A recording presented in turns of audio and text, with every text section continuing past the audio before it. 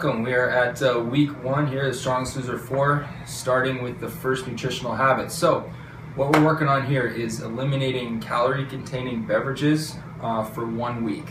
So, what do we expect out of this? Number 1, we're not doing this 100% of the time. We're not doing this every single day. We want to do this 6 out of 7 days this week. Why is that? Quite frankly, number 1, you don't need to do 100% adherence to these habits in order to get to where you want to be with them, in order to reach your goals. It's just not necessary. What we're going for here is 90% adherence. Now, why are we starting with this habit, number 1, and why not something else?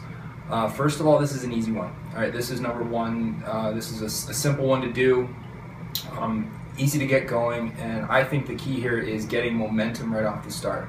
It's experiencing some success early on and get in the habit of sticking to your habits. So for most people, this is a simple one. Don't be fooled though. Don't try to rush. Don't look ahead into the other habits that we're going to be working on. We want to just stick to one thing at a time. That's really, really key to succeeding in this program. Okay, so even though you're excited and you want to do a whole bunch right now, just work on really mastering this one thing at a time. Next week, we're going to work on something else, and it's going to compound very, very quickly, and it's going to get very, very challenging. So no rush, take your time, and that's it. So now that we've gone through why we're doing this as part of the Strongest Loser competition, we're going to go into what it is about these caloric beverages that actually have a negative effect on what we're trying to do in this competition. And as we get little Hugo here out of here, one of the big reasons we're trying to get rid of these caloric beverages is you'd be surprised that 20% of the calories taken in a day actually come from beverages, like we're going to show you in a bit. One of the other reasons is that caloric beverages contain a lot of processed sugars. And processed sugars have a very high glycemic index, which ultimately means they raise your blood sugar really quickly and really spike your insulin levels, which can kind of mess around with our abilities to get lean and maybe burn off a little bit of fat. The other thing we're going to be eliminating from this is things that we would normally consider healthy, like juices and things like that. Although, a lot of people would say juices are healthy, when we look at it, there's probably more cons than there is pros. They still do contain a lot of sugar, which, like I said before, will increase our insulin levels and won't allow us to maybe burn off as much fat as we're looking to. All right, so now let's take a look at some examples of what exactly we're talking about here in terms of a calorie-containing or calorie-free beverage. So let's start with the bad, and then we'll just kind of trade off here. So let's take care of the obvious first. Soda pop, not good. Okay, you guys should all know this one. This is not a surprise. So this has got to go, including diet pop. Good. To the good side, tea, green tea, rooibos, black tea, whatever you're looking to do. This is definitely something we can keep in our diet. However, we do not want to add cream or sugar. Very true. All right, another easy one. Energy drinks, okay, not good, a lot of sugar. Even if they don't, they're just normally full of crap and we don't need it. So if you really need energy, I suggest you go to our good friend Joe. Oh, hello. Coffee. This can stay in. Coffee, believe it or not, in its black form is calorie free, or is at least very, very, very low calories. Again, much like our tea, no cream, no sugar. And don't be fooled though, you don't have to do the foo-foo French press crap. You can just get a normal coffee at Timmy's. Alright, bad one. Milk. Oh, but milk is good for you. Can be, yeah, but is it necessary? No, it's not. And it does contain a significant amount of calories that can easily be eliminated from our diet. On top of that, a lot of our girls get bloating and things like that from milk. So we got to be careful with that kind of stuff.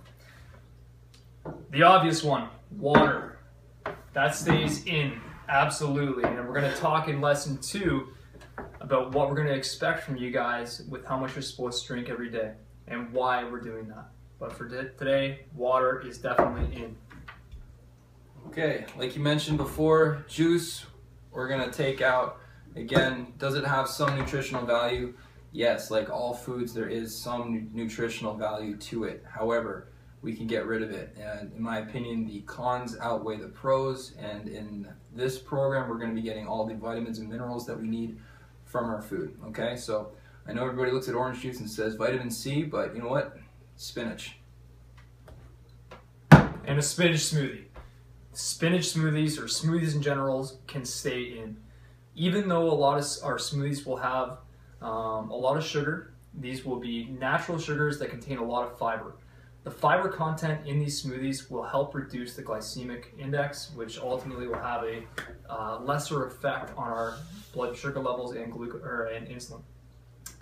This here is just blended up spinach and water, so it doesn't probably look that appetizing, but we're going to give you guys tons of examples that you can use throughout your week, and you can supplement it as part of a meal, after your workouts, whatever you like.